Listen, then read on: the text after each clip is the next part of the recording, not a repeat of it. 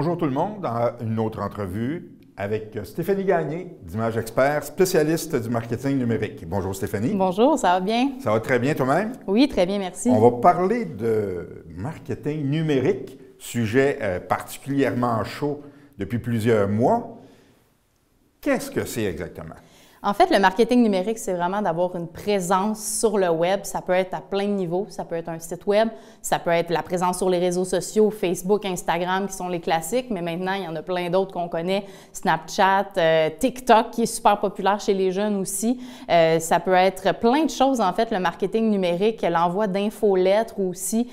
Donc, c'est assez vaste, disons. Alors, c'est plus seulement le contenu, l'image, les couleurs, mais c'est aussi le média. C'est aussi la forme avec laquelle on va communiquer et à travers laquelle on communique avec nos clients potentiels. Exactement. Il y a plusieurs façons qu'on peut communiquer avec eux. Ça peut être tout simplement de l'information, comme changer nos heures d'ouverture pour leur dire en temps de pandémie, est-ce qu'on est ouvert, est-ce qu'on est fermé, Oui. est-ce qu'on a changé nos heures, est-ce qu'on a ajouté des nouveaux services aussi. Donc, il y a beaucoup d'informations qui peuvent être livrées, mais on peut aussi avoir le côté transactionnel qui devient hyper important en temps de pandémie. On sait qu'il y a beaucoup de commerces qui ont dû fermer pendant des longues périodes de temps. Donc, avec une boutique transactionnelle, c'est sûr que ça peut nous donner un bon coup de pouce. On va en parler du transactionnel, mais rapidement pour boucler l'outil, si on veut, en lui-même.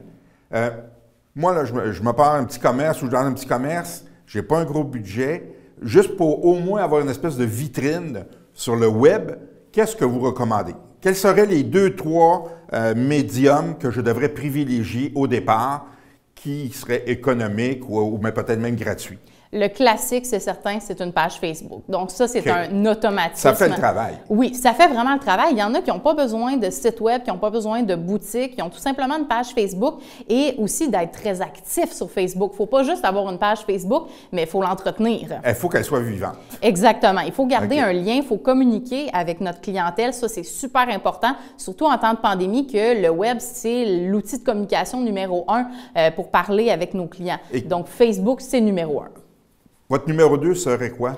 Numéro 2, c'est sûr que là, on embarque dans quelque chose qui peut être un petit peu plus coûteux, mais un site web. Un site web, c'est un classique. N'importe où est-ce qu'on va, les gens vont vouloir nous trouver, vont aller sur Google, sur Bing, peu importe, n'importe quel moteur de recherche pour essayer de nous retrouver. Donc, il faut avoir un site web pour essayer de donner de l'information. Facebook, ça peut être pratique dans l'immédiat pour faire des statuts, mais pour donner l'étendue de nos services, c'est vraiment un site web. Dans le fond, est-ce que le site web est la première étape vers un site transactionnel ou je pourrais avoir un site transactionnel sans site web? Je vous dirais qu'il y a moyen de faire des transactions sans nécessairement avoir de site web. Maintenant, il y a plusieurs options. On peut vendre avec Google, on peut vendre avec Facebook. Il y a plein de façons de vendre sans nécessairement avoir de site. Mais je vous dirais qu'étant donné qu'un site web, c'est quand même la base, très souvent, les gens vont avoir un site web et par la suite, vont vouloir ajouter une boutique à même leur site web. Donc, ajouter cette boutique-là, c'est avoir des photos, avoir description des matériels, des biens ou des services qu'on veut vendre, des prix et éventuellement, idéalement, c'est ce qu'on encourage, d'avoir le site transactionnel à même le site web ou une page Facebook ou quoi que ce soit. Exact. Ça, est-ce que c'est est-ce que c'est compliqué? Surtout le transactionnel, ça fait peur. Sécurité, image, plusieurs fournisseurs de services peut-être qui permettent les transactions. Qu'est-ce que vous nous recommandez? Les gens ont surtout peur parce que c'est de l'inconnu. Ils ne s'y connaissent pas. Mais justement, c'est pour ça qu'il y a des spécialistes qui travaillent là-dedans puis qui peuvent justement aiguiller un petit peu plus en fonction des besoins des clients.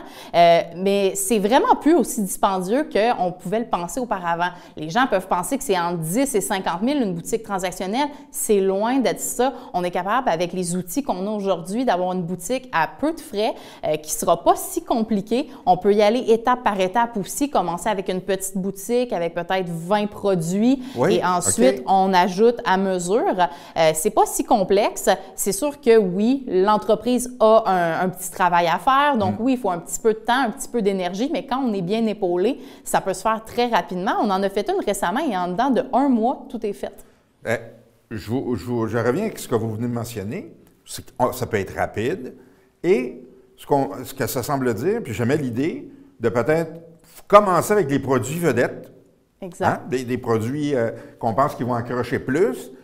tester notre site et se baser là-dessus pour après ça, élargir. C'est ce qu'on suggère souvent. Et amortir les coûts en même temps. Exactement. C'est ce qu'on suggère souvent parce qu'il ne faut pas que la personne elle passe 6 mois à essayer de faire une boutique en ligne et pendant ce temps-là, on perd de l'argent. On aurait pu faire des ventes. C'est clair. Alors, l'idéal, c'est de commencer avec une boutique avec les produits vedettes. Comme vous avez dit, ceux qu'on est sûr qui vont avoir du succès, qu'on sait que nos clients aiment ces produits-là. On commence avec ça et en plus, on a des plateformes maintenant qui permettent à l'entreprise lui-même, de la personne, d'ajouter ses propres produits sur la boutique, de mettre à jour son site web transactionnel. Okay. Donc, le client peut ensuite, quand nous, on a terminé la boutique, peut ajouter des produits pour avoir une plus grosse offre par la suite. Donc, c'est important ce que vous venez de dire, dans le sens que, oui, on a besoin d'assistance pour démarrer ça. Je pense que c'est tout à fait raisonnable. Il n'y a rien d'abusif là-dedans. Mais pour l'entretenir par la suite, aujourd'hui, quelqu'un qui met de l'effort peut en faire un bon bout par la suite. Exactement. Sans tout le temps avoir à recourir à des services externes, parce qu'on comprend que quand tu es un commerçant, surtout par les temps qui courent, tu essaies d'économiser, mais tu veux vendre. Mais donc, il y a moyen d'avoir le meilleur des deux mondes, c'est ce que je comprends. Oui, c'est ça. On peut même ajouter seulement 5 produits, juste pour donner une petite idée du look de la boutique. Ouais. Après ça, l'entrepreneur peut décider d'ajouter tous les produits par lui-même. On a maintenant accès à des plateformes tellement faciles à utiliser, même si on ne connaît pas ça du tout, là, c'est super facile pour n'importe qui de l'utiliser. Stéphanie, un gros merci. Très intéressant, très dynamique.